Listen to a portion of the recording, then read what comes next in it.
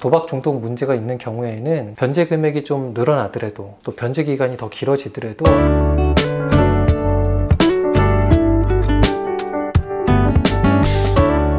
안녕하세요. 마음치유공간 여백의 여백직입니다.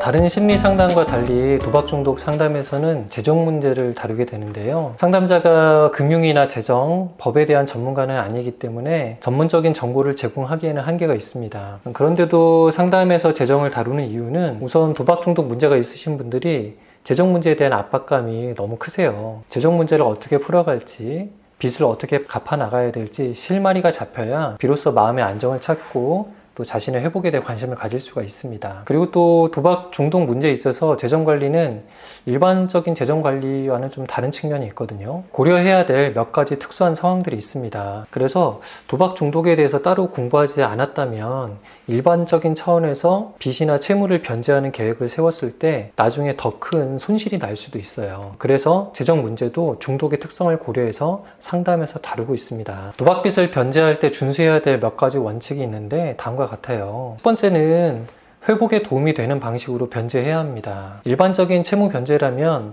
변제 금액을 최대한 적게 내고 또 최대한 빨리 갚는 게 좋겠죠. 하지만 도박 중독 문제가 있는 경우에는 변제 금액이 좀 늘어나더라도 또 변제 기간이 더 길어지더라도 회복에 반드시 도움이 되는 방식을 채택하는 것이 중요합니다. 도대체 회복에 도움이 되는 방식이 있고 그렇지 않은 방식이 뭐가 있는가 좀 의아하실 텐데요. 다음 내용들을 들으시면 조금 이해가 되실 거예요. 두 번째로는요. 재발의 가능성을 고려해서 변제 계획을 세워야 됩니다. 제가 앞서 제작한 다른 영상에서 이미 언급한 적이 있어요. 도박 중독은 조금 과장해서 이야기하면 불치병과 같다. 평생을 관리하면서 살아야 된다고 말씀드렸습니다. 그만큼 도박 문제는 재발이 많은 질병이거든요. 그래서 빚을 갚아 나갈 때 당장의 이익이 얼마냐, 손해가 얼마냐 이것을 따지기보단 빚을 갚아 나가다가 도박 문제가 재발하게 됐을 때 그때 어떻게 되는 거지? 라는 것들을 고려해서 계획을 세우셔야 합니다. 이것이 일반적인 재정관리나 채무 변제와는 다른 측면입니다. 세 번째, 다른 사람 도움 없이 자기 힘으로 변제해야 합니다. 달리 이야기하면 누군가 대신 도박빚을 갚아주면 안 된다는 건데요. 어떤 측면에서는 이것이 가장 중요한 원칙이라고 할 수가 있습니다. 두 가지 측면에서 중요하다고 할 수 있는데 먼저 가족이나 주변의 재정적인 도움을 받게 되면요. 중독이 있으신 분이 무책임을 학습하게 됩니다. 이게 무슨 의미냐면요. 내가 고생하지 않아도 이렇게 주변에서 해결해 주는구나 라는 것들을 경험하게 되고 이것이 학습되고 강화된다는 말씀이에요. 물론 미안한 마음, 고마운 마음이 굉장히 크지만 다른 한편으로는 경각심이 사라지고 마음이 편해지는 것을 느끼실 거예요. 그리고 나중에 도박 유혹이 있을 때 더 쉽게 무너지게 됩니다. 아마 이런 상황 여러 번 겪어보셨을 것 같아요. 가족들이 도움 주실 때 너무 고마웠고 다시는 안 그래야지 마음 먹었는데 마음이 굉장히 편안해지면서 시간이 흐른 후에 다시 도박하게 된 경험이 많이 있으실 겁니다. 이렇게 자기 자신이 도박 문제를 직접 책임지지 않은 경험이 향후에 도박 문제를 다시 일으킬 수 있기 때문에 이런 방식의 채무 변제가 회복에 도움이 되지 않습니다. 또 자기 힘으로 도박빚을 변제해야 되는 두 번째 이유는 가족 전체가 경제적 위기에 몰릴 수 있기 때문이에요. 예를 들어서 그런 경우가 가장 많아요. 도박 중독 있으신 분이 본인 명의로 대부업체나 이런 데서 빚을 냈는데 이자가 너무 비싼 거죠.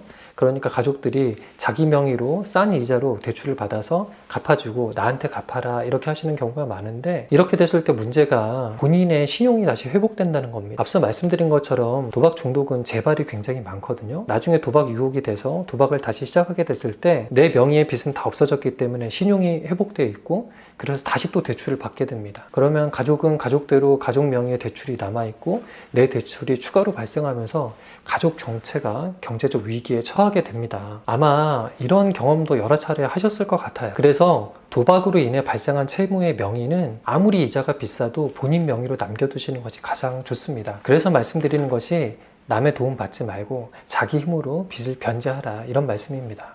나중에 도박 문제가 다시 발생해도 자기 명의로 남아있는 빚 때문에 빚을 내더라도 많이 낼 수가 없어요. 그리고 또 가족은 가족대로 재산을 보호할 수가 있습니다. 그리고 무엇보다 중독자 자신이 이를 통해서 책임감을 기를 수 있어요.